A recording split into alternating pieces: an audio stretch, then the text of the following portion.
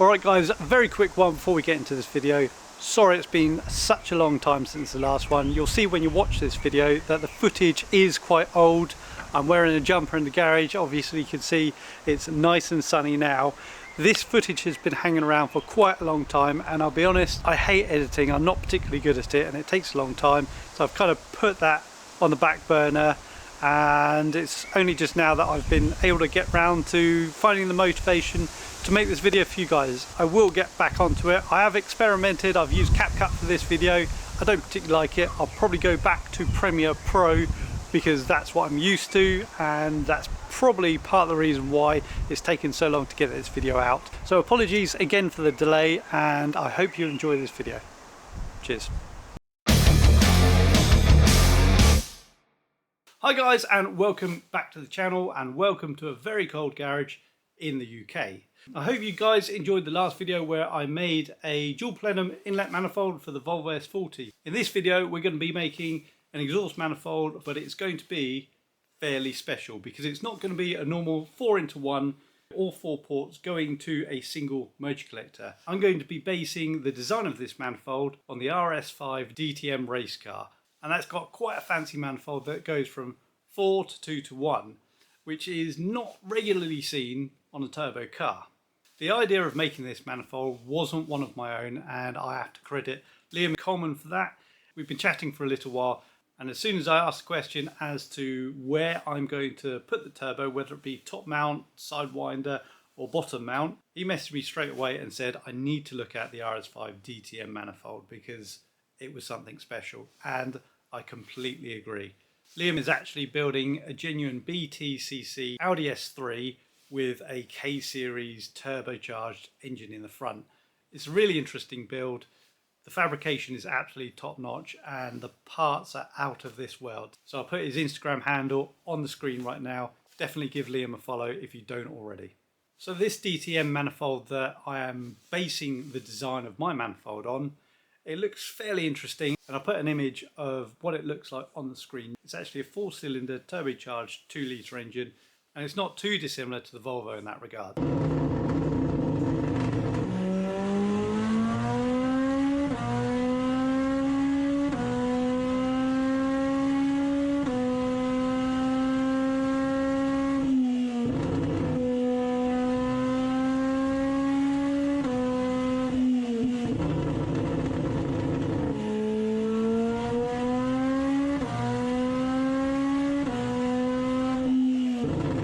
The reason why this isn't very common is just look at the size of it.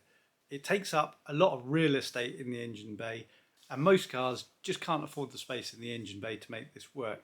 Fortunately, I've stripped quite a lot and I think I can make it fit. The main benefit of running a 4-to-1 manifold like I intend to build is the flow characteristics. So instead of having 4 separate ports that get jammed together in a single point, this goes from 4 to 2-to-1.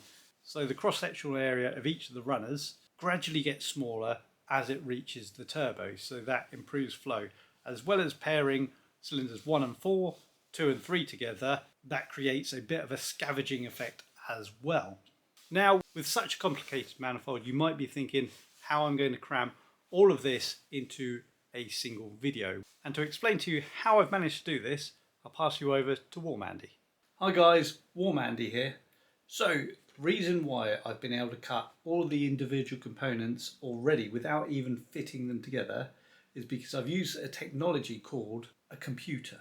More specifically, I've used a program called Fusion 360, and I am quite a noob at using this software, but I managed to draw up the exhaust flange and I actually got that laser cut locally, and from that I started piecing together some tubes on it.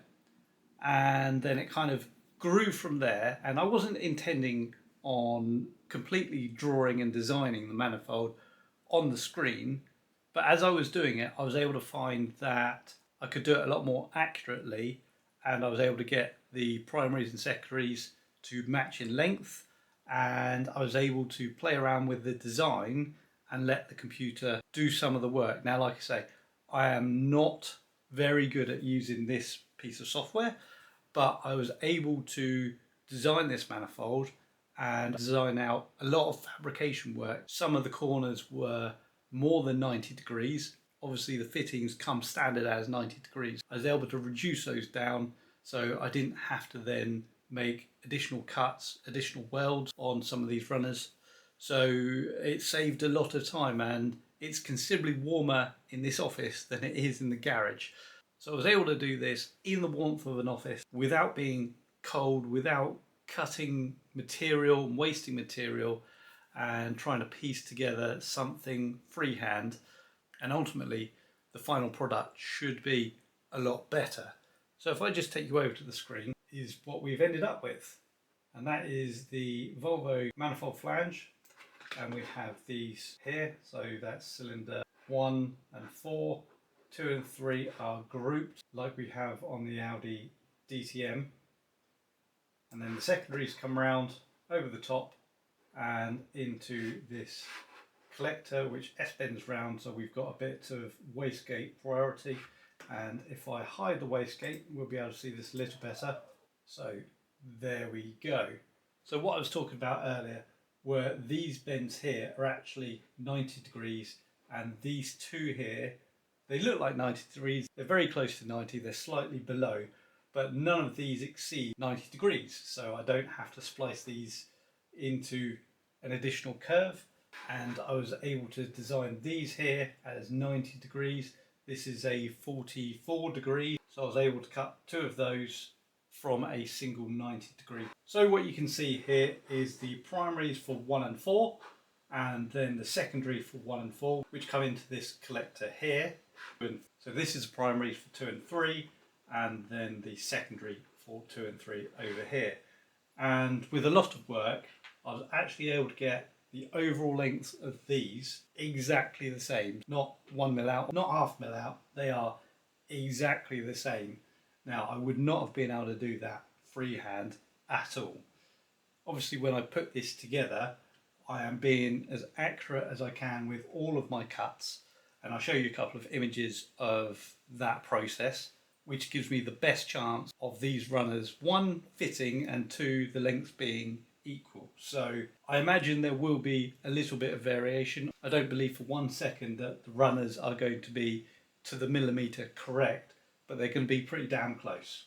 So the cylinder head has got a bit of an overhang on there, so all I did was measure that up from the head flange up and out, and that is where it sits. So I expect the manifold to be quite tight to the head, which is what I wanted really, because I do have limited space in here. Obviously the bulkhead is over here somewhere, and of course when I get this tacked up I will offer it into place, and hopefully all of this works out. This is a previous version. You can see we have this kink in the primaries, and then we've got an extra bend in the middle here. It's not bad, but it's not a particularly good looking manifold. You've got these extra joints in there. There's a lot of fabrication work going on there. There you go. That is how it looked, and it was a little bit ugly, and the runner lengths weren't the same. There was a bit of discrepancy between the two, and this is how it looks now. Overall, it's a much nicer design to look at, and there's considerably less fabrication in it. So there you go, that is how I've managed to design this manifold and get all of the cut lengths from this design, from this drawing. I've managed to measure all of the angles for all of the elbows, and I've also managed to measure the degrees of rotation in relation to each other. So I've basically got a full cutting list, almost like a Meccano set or a Lego set. I should just be able to piece this together on the bench and it should fit up first time. Now that has saved a lot of time and effort in the garage trying to do this freehand. It saved a lot of material, because if you've watched how I made a manifold last time, you'll have seen that I pieced together the runners and basically made version 1, 2, 3, 4. I think it was 5 versions of the manifold before I was happy with it. And that went through a load of materials, and it was fairly disheartening building something, putting it in the car, finding out it wasn't going to fit, and then having to cut it up and starting from scratch so many times. This has hopefully saved that headache. I don't actually know yet because I've not pieced it together in real life yet, but I'm hoping that this will go together first time and fit exactly how I want it to. So fingers crossed, and we'll see if that happens in reality. Over to you, Cold Andy. So one of the first things I've done to get a bit of a datum of where I need this flange to be is I suspended the turbo in the engine base. Like I mentioned, I tried top sidewinder, and that for me I think is the best place for it to go. No real compromises, and it allows a massive 4-inch downpipe to fit down the back. So ideal really. All I've done is I've rested this bar across the engine bay, clamped it to there and bolted that to the turbo. And you can see I've got the V-band resting on the turbo there, and I've made this little brace and bolted it to the head so I know where that's going to be. I then took some dimensions from the head to where that is, and then virtually on Fusion plotted roughly where that should go. Then once I had that in relation to the manifold flange, I then took some dimensions because the head has a bit of an overhang and I needed to gauge the height. So I did draw that virtually as well so the rudders don't impede with the head. Now the absolute best part of doing this on the computer is I have instructions on how to build this thing. So I've got dimensions, angles, and if I go over to here, I've got the rotation here in relation to these two bends, and you'll see that that's a 90 degree. And if I bring along the other secondary, that's also a 90 degree. All of these bends come as standard as 90 degrees, so absolutely no fabrication required. I've designed out as much fabrication as I can, and it's taken a few attempts with this. So the previous versions of this were completely different, and I think that had a 105 degree and a 93 degree, something like that, which would have required more cutting, more welding, more chance to get this wrong. So here we are. This is pretty much all of the components. They've pretty much all finished, all have been beveled. These have been done on the lathe, all very nice, all cleaned up. Oh, and another thing that the software was able to do, I was able to print out these guides so I could mark up the miter cuts on here, and they have come out absolutely perfect. I do have a fixture for the bandsaw which enabled me to cut those really accurately, and the paper template was more as a visual guide so I could see that they were cutting correctly, but they have come out perfect. These are at 15 degrees each, and when I put them together and put the digital angle finder on it, it comes out at exactly 30 degrees, and that's the case for every single one of these collectors. So really happy about that. All of the hard work has already been done, and I've barely been in the garage just to cut these lengths. Didn't take too long. Saying that, it was probably a couple of nights work, but compared to when I made the first manifold for the S4, that took I don't know how many hours and how much wasted material I went through to get to this point here where I knew what it was going to look like.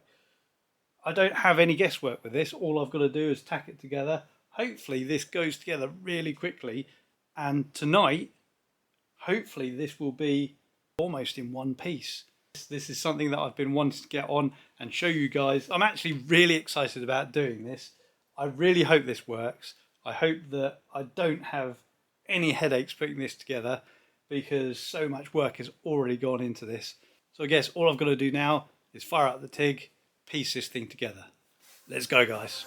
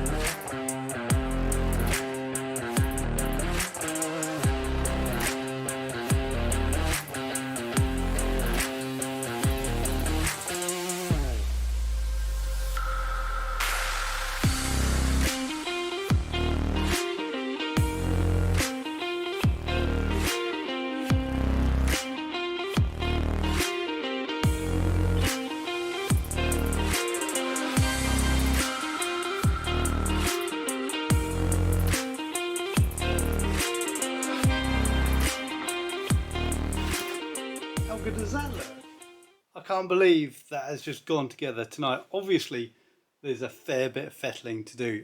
As you can see here, this needs to get chopped down a little bit, and these have got to be spread apart a little bit, and these have got to go closer, and yada yada yada. There's a little bit more fettling to be done here, but it's pretty damn close, seeing as it's been put together pretty much straight from some drawings. I'm really impressed.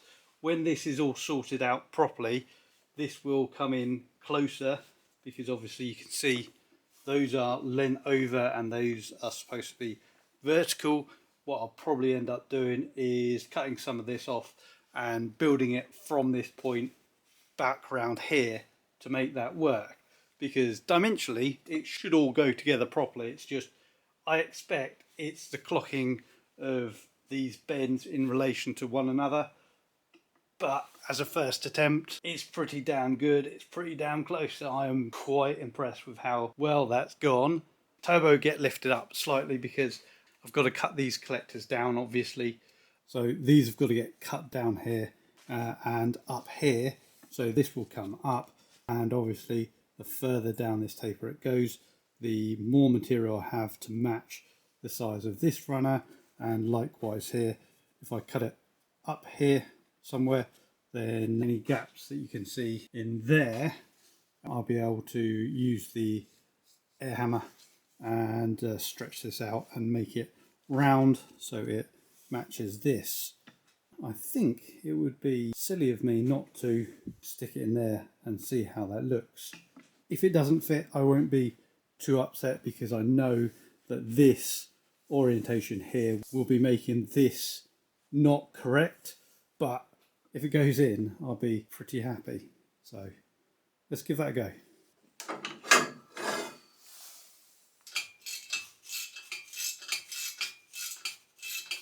There we go.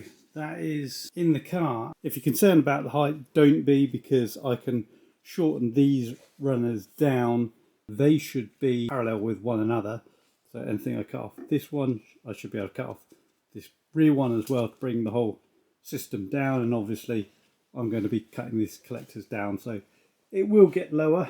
But yeah, it looks pretty wild, and I don't think turbo location is massively far off. Once I've sorted out all the clocking issues with the bends and stuff like that, turbo location will be pretty much there, and that's only taken a few hours to put together. So yeah, really happy with the progress on this in such a short amount of time. Anyway, that's going to do it for me for tonight. I will catch up with you maybe tomorrow, and we'll get a bit more done. All right, so it's a couple of days later, and I've had time to think about what I've done here. So I'm going to be taking some of this apart, because I do need to fix some of the alignment issues, like I mentioned in the last clip. Also, there are ways that I could put this together better. Basically, the order I put some of these components together, I could have done it in a way that made sure everything was square. So if you look at this runner, I don't think that this is properly 90 degrees up here, because it seems to come in and go out, and there's just a small bit of an alignment issue with that. So if I had started up here, welded the collector together, I could have laid that flat on the bench and then put these two together, and then when that was on the bench flat, then they would have been 90 degrees to one another. And I could also measure the angle to make sure that that is correct too, because I'm not too sure that the way that it's welded together is the same on both sides. Because when you look at this runner, we're a little bit out there, and over there you can see we're a fair bit out, so something is not quite right. And I think I need to take a little bit of length out of these, because if we look in there, they are slightly too wide, not much. But if I take a little bit of length out of these, then they will come together, and that will be a bit more even. And obviously here we can see that this is all tilted off, so there must be some alignment issue with this. And visually, I've been looking at this, I would like to reduce the height of this. I might even halve these down, so I'll probably take maybe 20-25mm out of both of these, making sure it's even. And once I've done that, I will also cut these off square, because I need to do that anyway.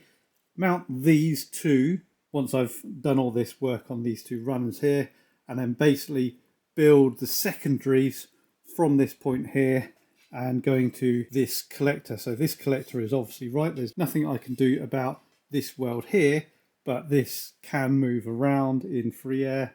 And I'll basically just tweak it so it all works and goes together. And I also need to take a fair bit off this collector, which will bring this up, which will counteract some of this, because I probably need to take a good 20 mil off of this. As you can see here, I've done a 45 on this 2-inch final runner, but I do have somewhere, there you go, these are short radius, and that is considerably shorter than that. I might be using this, or it might be a combination of the two to make the turbo sit in the position that I want it to. Once I've built the primaries again, secondaries, and got to this point, then I'll chuck the manifold in the engine bay, and then I can mess around with the orientation of that. So let's crack on with it.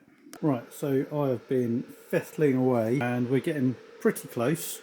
And I found out when I first did this, I got some of the angles wrong because I remeasured them and they weren't lining up properly, so I've squared them all off properly, made the bends the correct angle they're supposed to be, shortened down these straight lengths in the middle, and I've fully welded that one there and that one there, and then obviously made sure that that is square as well because that is a 90. So yeah, just using some hose clamps to hold the pipe in place whilst I move these around. I did temporarily tack some of this together just now, but it didn't quite line up.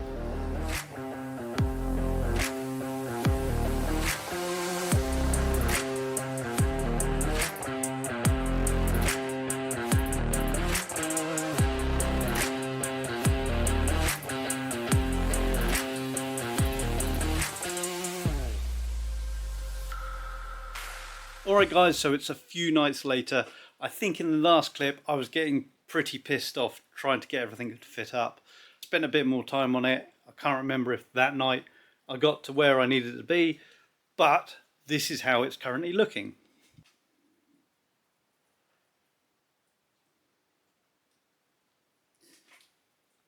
This is all fitting up really quite nicely now. I have tacked on the flange for the turbo. So I've hung the turbo into place, and as you can see, I have done a little bit of the downpipe, not much. I've just put it into place to see if it's going to fit and clear before I weld everything up. And everything is fitting pretty much how I want it to do. So the next thing I'm going to do is take the manifold off, take the turbo off, get it over to the bench and start welding this thing up fully.